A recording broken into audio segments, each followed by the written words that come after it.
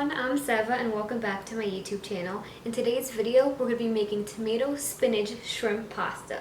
But before we get into the video, make sure you give this video a thumbs up and don't forget to hit that subscribe button and the little bell so you don't miss another one of my videos. Alright, let's get started. This recipe is easy, healthy, light, and just delicious. It's perfect for an easy and healthy recipe to just make for date night or even for the whole family. This is a one-pot recipe, which is my favorite because that means easy cleanup. This only takes about 30 minutes, and this recipe right here is going to make about 4 servings, but you can always increase it or decrease it to whatever amount of servings that you want. Now, all we're going to need for this recipe is 1 pot. We're going to need some olive oil, some shrimp, always wild caught, some garlic, red pepper flakes, paprika, Italian seasoning, fresh basil, of course, salt and pepper, some tomatoes, baby spinach, and whatever pasta you want. Now before we get into making the pasta dish, let me give you guys some tips.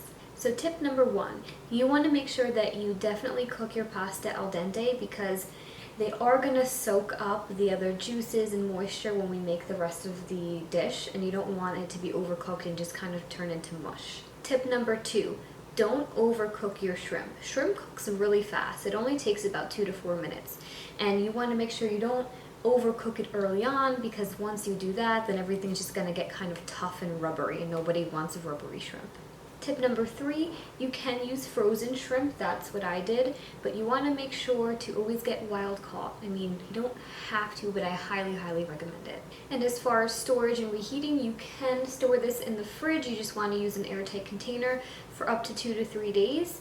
And when you reheat, you're just going to want to use a chicken broth or some water just to make sure the pasta and the shrimp don't dry out. And as always, I'm going to have all the nutrition info down below for you guys. So now without further ado, we're going to head over to the stove and get started. Okay, so the first thing that you're going to want to do is put on your water for your pasta. Then we're going to head over to the skillet and we're going to add in our olive oil,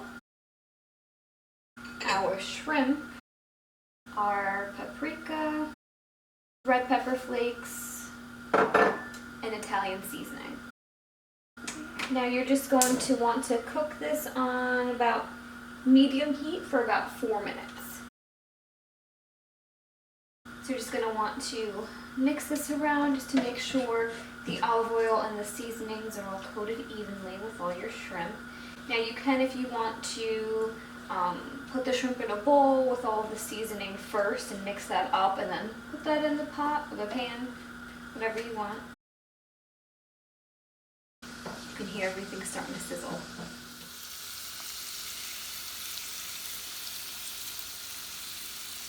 So I just set the timer for 4 minutes, so at the 2-minute mark I'm just going to flip them around just to make sure they cook evenly.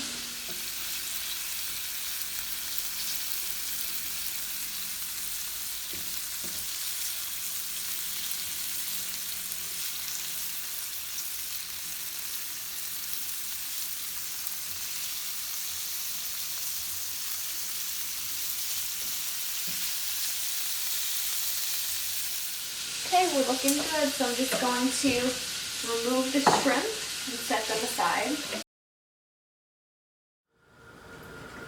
Alright, we had a small intermission while I had to cut up our tomatoes.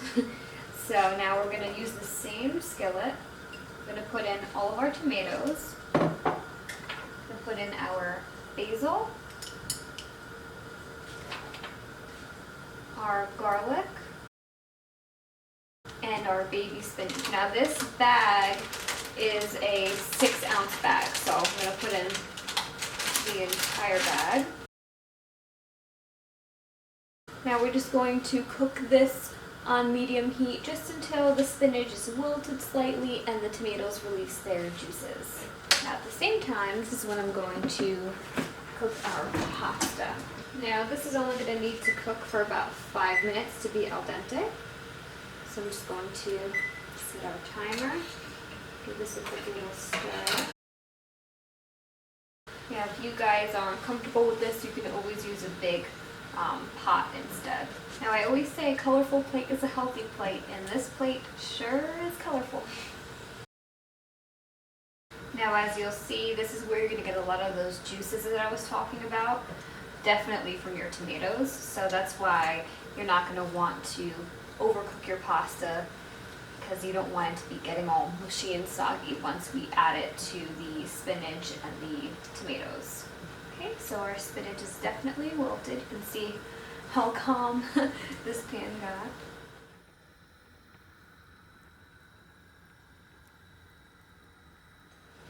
So I'm going to turn off the heat, and then we're just going to wait for our pasta. We have about a minute and a half left.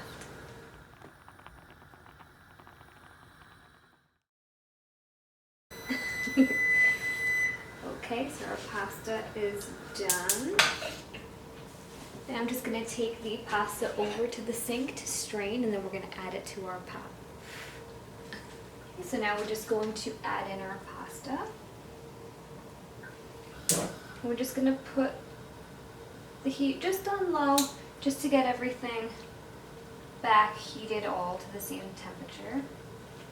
Ooh, this looks so good. We're not going to add our shrimp back just yet.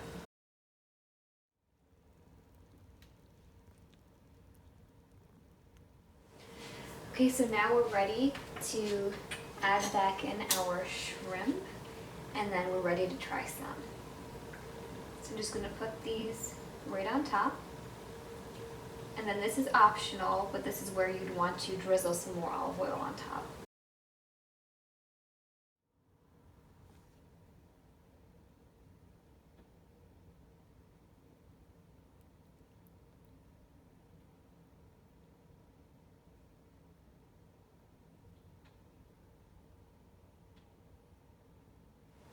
Okay, so now I'm just going to meet you guys back over to the counter for my favorite part, to try some.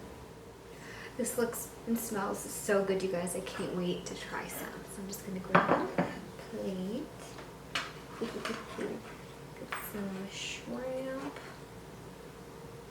some spinach, some pasta. Stop it. Okay. Now, of course, as always, you can do whatever you want here. You can add some cheese, you can do whatever, but just remember it's not going to be as accurate in the nutrition facts label that I'm going to add in the description box. Now for my favorite part, to try some. It's got tomato, spinach, pasta, and shrimp.